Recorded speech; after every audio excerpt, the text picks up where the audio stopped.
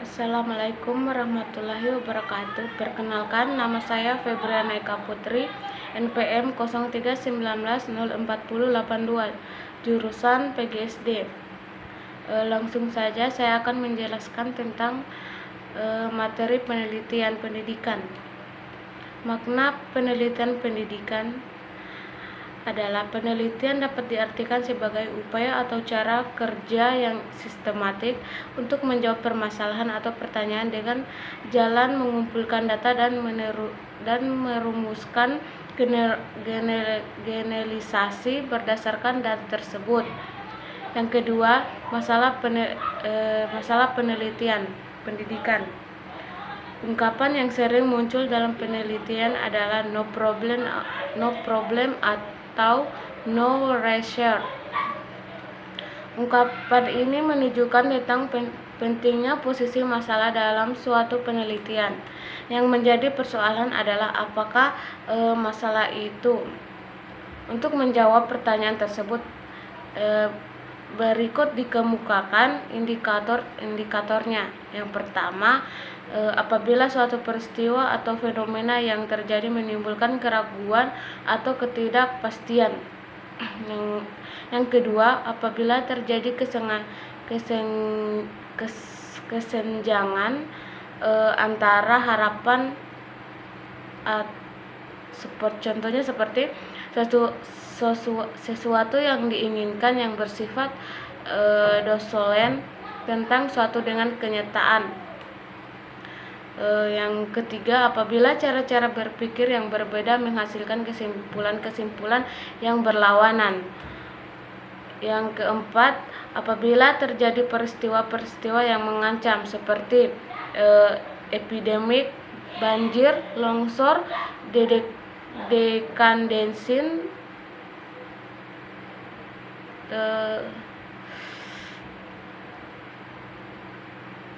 moral dan sebagainya. Di sini ada juga tujuan penelitian pendidikan. Tujuan penelitian pendidikan apabila dikaitkan dengan output yang ingin dicapai penelitian, bertujuan untuk memperoleh pengetahuan, pemecahan masalah atau rumusan teori baru. Sedangkan apabila ditilik dari segi prosesnya, penelitian bertujuan untuk yang pertama, mencandra, mendeskripsikan, memberikan atau menggambarkan secara jelas dan cermat tentang data atau fakta dari permasalahan yang diteliti. Yang kedua, menerangkan atau disebut eksplanasi. Kondisi atau faktor-faktor yang mendasarkan yang melatar belakangi terjadinya masalah. Yang ketiga, menyusun atau merumuskan teori-teori hukum-hukum mengenai hubungan antara faktor yang satu dengan yang lainnya, atau peristiwa yang satu dengan peristiwa lainnya. Yang keempat, membuat prediksi atau estimasi dan proyeksi mengenai peristiwa-peristiwa yang akan terjadi atau gejala-gejala yang bakal muncul. Yang kelima, mengendalikan peristiwa-peristiwa atau gejala-gejala berdasarkan temuan-temuan yang diperoleh. Di sini juga ada karakteristik penelitian pendidikan. Yang pertama, penelitian merupakan proses yang sistematik. Hal ini dapat dilihat dari keteraturan, keruntunan, dan keterkaitan antara komponen yang satu dengan yang lainnya. Keteraturan seperti dalam penemuan masalah, penyusunan rancangan penelitian, pengumpulan data, pengelolaan data, dan penafsiran data. Yang kedua, penelitian bersifat logis. Dalam penelitian dituntut prosedur pembuatan kesimpulan yang cermat. Untuk itu diperlukan kemampuan logika yang memadai. Yang ketiga, penelitian bersifat empirik. Penelitian yang harus didasarkan pada data atau fenomena atau fenomena peristiwa empirik yang dapat diamati atau observable. Yang keempat, penelitian bersifat reduktif. Untuk mengambil generalisasi dalam penelitian perlu dilakukan reduksi ciri-ciri khusus dari fakta atau hal-hal bersifat individual menjadi yang bersifat umum. Reduksi diartikan juga sebagai proses menerjemahkan kenyataan ke dalam konsep. Yang kelima, penelitian bersifat replikatif atau dapat diulangi dan transmittable atau dapat dialihkan. Hasil penelitian pada umumnya dicatat secara lengkap, baik masalah, prosedur maupun hasilnya. Oleh karena itu, penelitian dapat dikaji ulang baik oleh peneliti yang sama maupun oleh peneliti yang lain. Yang keenam, penelitian bersifat objektif. Maksudnya adalah bahwa penelitian harus berusaha menghilangkan pengaruh subjektif atau prasangka emosi pribadi dalam mengambil kesimpulan atau generalisasi. Kemudian yang keempat, jenis-jenis penelitian. Di sini ada juga jenis-jenis penelitiannya. Penelitian dapat diklasifikasikan ke dalam beberapa jenis, yaitu sebagai berikut. Yang pertama, dilihat dari sudut data. Yang diperoleh penelitian dapat dikelompokkan ke dalam penelitian kuantitatif atau kualitatif. Yang kedua, dilihat dari sudut penerapan. Hasil penelitian dapat dikelompokkan ke dalam penelitian dasar, yaitu basic research, dan terapan atau applied research. Yang ketiga, dilihat dari sudut proses atau metode. Penelitian dapat dikelompokkan ke dalam penelitian historis, deskriptif, atau eksperimen kerelasional. Ada juga tindakan kasus dan perkembangan. Yang terakhir, metode penelitian historis. Yang pertama itu pengertian penelitian. Penelitian historis adalah penelitian yang mengaplikasikan metode pemecahan ilmiah dari perspektif historis suatu masalah. Dapat diartikan juga sebagai proses pengumpulan data, penafsiran data berupa benda, peristiwa, atau tulisan yang timbul di masa lampau untuk menemukan generalisasi yang berguna untuk memahami kenyataan-kenyataan sejarah masa lampau, situasi sekarang, dan meramalkan perkembangan situasi yang akan datang. Yang kedua, tujuannya. Tujuan penelitian untuk membuat rekonstruksi masa lampau secara sistematis dan objektif dengan cara mengumpulkan, mengevaluasi, atau memverifikasi dan mensintesiskan bukti-bukti untuk menegakkan fakta-fakta dan memperoleh kesimpulan atau generalisasi yang kuat. Yang ketiga, ciri-ciri. Ada juga ciri-ciri penelitian di sini. Di antaranya data. Data yang dikumpulkan tidak hampir primer, yang diperoleh dari sumber atau primer, yaitu hasil observasi atau wawancara peneliti sendiri, tetapi juga sekunder, diperoleh dari sumber sekunder, yaitu hasil observasi yang lain. Yang kedua, untuk menentukan bobot atau data dilakukan dua macam kritik. Yang pertama, eksternal. Eksternal ini yang dimaksud dengan meneliti keasliannya atau meneliti keasliannya. Yang kedua, internal. Internal ini yang dimaksud meneliti keakuratannya atau kebenaran data. Kritik internal ini menguji motif, kejujuran, dan keterbatasan si penulis atau si peneliti yang mungkin melebih-lebihkan, mengurangi atau memalsukan data. Yang keempat, jenis-jenis penelitian. Terdapat juga beberapa jenis penelitian historis, diantaranya yang pertama komparatif, meneliti perbandingan antara fenomena yang sejenis. Contohnya penelitian tentang sistem human, penelitian tentang sistem hukuman terhadap tindak pidana yang sejenis di beberapa negara. Yang kedua itu bibliografis, penelitian melalui studi dokumenter tentang peristiwa sejarah seperti gagasan atau pemikiran seorang ahli dalam bidang tertentu dan proses terbentuknya lembaga-lembaga keamanan atau hukum.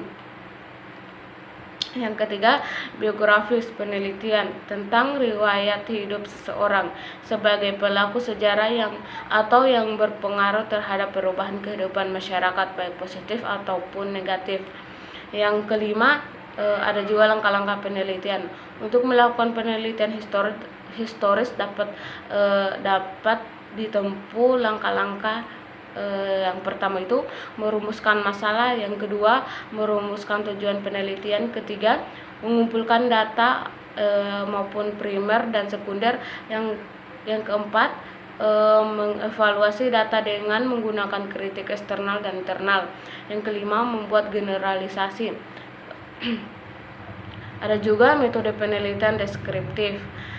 Yang pengertian penelitian deskriptif ini yang dimaksud dapat diartikan sebagai penelitian yang memusatkan perhatiannya terhadap masalah-masalah aktual melalui proses pengumpulan, penyusunan atau mengklasifikasikan, pengelolaan dan penafsiran data. Yang kedua, ada juga ciri-cirinya. Yang pertama, memusatkan diri pada pemecahan masalah yang aktual, masa sekarang atau yang sedang terjadi. Data yang terkumpul kemudian disusun, dianalisis dan ditafsirkan. Yang ketiga, tujuan mengidentifikasi. Yang pertama tujuan mengidentifikasi masalah yang sedang terjadi. Yang kedua, menemukan informasi faktual. Yang ketiga, membuat komparasi atau evaluasi.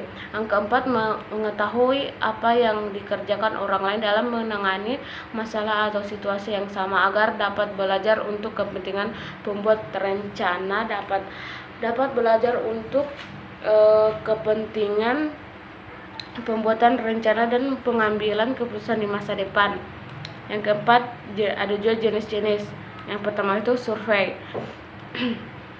Survei itu merupakan cara pengumpulan data atau informasi dari sejumlah unit atau individu yang cukup besar dalam jangka waktu bersamaan. Masalah atau bidang yang sering diteliti dengan survei adalah bidang kemasyarakatan. Yang kedua itu studi kasus. Di sini juga penelitian ini memusatkan perhatiannya pada suatu kasus secara intensif dan mendetail. Subjek yang diteliti terdiri dari suatu unit atau satu kesatuan. Contohnya seperti seseorang, satu keluarga atau satu daerah, satu lembaga, satu kelompok, satu peristiwa. Yang ketiga, ada juga studi komparatif. Penelitian ini berusaha mengkaji atau memahami gambaran tentang suatu gejala dari dua atau kelompok tempat tertentu. Contohnya seperti membandingkan faktor penyebab timbulnya kejahatan kriminalitas antara suatu kota dengan kota lainnya. Teknik pengumpulan data yang dapat digunakan dalam penelitian ini adalah seperti angket, wawancara, dan studi dokumentasi. Di sini ada juga metode penelitian eksperimen. Yang pertama itu penelitian eksperimen, biasa juga disebut metode sebab atau akibat. Dan yang dimaksud di sini itu rancangan pretest atau post-test dan metode laboratorium peneliti ini bertujuan untuk mengetahui pengaruh suatu variabel terhadap variabel lainnya, atau untuk mengetahui hubungan sebab akibat dengan cara mengenakan suatu kondisi perlakuan atau treatment terhadap kelompok eksperimen dan membandingkan hasilnya dengan kelompok kontrol yang tidak diberikan perlakuannya. Metode ini mencoba untuk mengontrol situasi penelitian tentang sebab-sebab terjadi perubahan berdasarkan rancangan penelitian yang telah ditentukan. Dalam metode ini dibandingkan dua kelompok, yaitu eksperimen dan kontrol. Oleh karena itu disebut juga control group, experimental group design. Kedua kelompok ini diseleksi secara random dan keduanya memiliki karakteristik nilai status dan identitas yang secara teoritis relatif sama atau identik. Kedua karakteristik. Metode ini berhubungan dengan fenomena sebab dan akibat. Dinamika sebab dan akibat ini dinilai atau diperhitungkan dalam suatu sistem kondisi yang terkontrol. Kedua, metode ini juga memerlukan perancangan yang matang yang bisa disebut rancangan ini dapat merujuk kepada analisis atau statistik yang diperlukan dalam mempersiapkan data dan menginterpretasikannya. Yang ketiga itu langkah-langkah. Yang pertama itu lakukan survei kepustakaan yang relevan dengan masalah yang akan diteliti. Yang kedua, identifikasi dan definisikan masalah. Yang ketiga itu rumuskan hipotesis berdasarkan hasil-hasil penilaian kepustakaan. Yang keempat itu susun rencana eksperimen. Di sini juga ada beberapa macam identifikasi bermacam-macam variabel yang relevan. Yang kedua itu tentukan rancangan eksperimen Anda. Yang ketiga, pilih subjek yang representatif dari populasi tertentu dan tentukan siapa saja yang masuk kelompok eksperimen dan siapa yang masuk kelompok kontrol. Yang keempat, terapkan perlakuan atau disebut treatment. Yang kelima, pilih alat untuk mengukur hasil eksperimen Anda. Yang keenam, rancangan prosedur pengumpulan data. Melaksanakan eksperimen. Buatlah interpretasi mengenai hasil eksperimen Anda tersebut dan buatlah laporannya. Di sini juga penelitian tindakan kelas. Pengertian tindakan kelas adalah untuk memperoleh pemahaman tentang peneliti. Tindakan kelas ini dikemukakan beberapa pengertian dari para ahli. Di sini satu yang saya ambil para ahli, yaitu pengertian dari yang dikemukakan oleh Ernest T. Streiger 1996. Actien Research merupakan pendekatan kolaboratif untuk menemukan atau menginvestigasi masalah yang memungkinkan. Mungkin